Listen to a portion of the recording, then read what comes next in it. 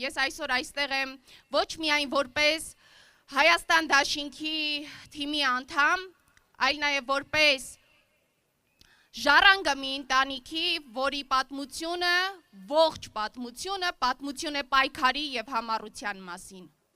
Ես հայ ազգային ազատագրական պայքարի ամենավառ դեմքերից մեկի Ֆիդայի Չոլոյի ծոռնուհին եմ։ Ես Արցախյան ազատամարտի ողջ ուղին փառքով անցած Մխիթարի դուստրն եմ։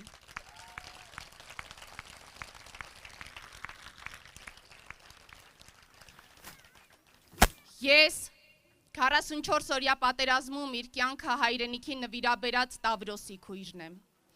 Ես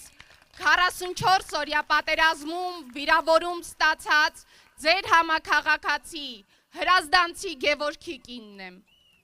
Ես լեգենդար հրամանատար Ճուտ Մհերի, Հրազդանցի Մհերի հարազատն եմ։ Եվ այսպես մեկ դար եւ ավելի ընտանիքս ապրել ու ապրում է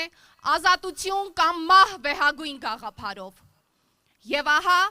պայքարը փոխանցվել է ինձ եւ ես իմ պայքարում անսասան եմ, ես իմ պայքարը համառորեն տանելու եմ։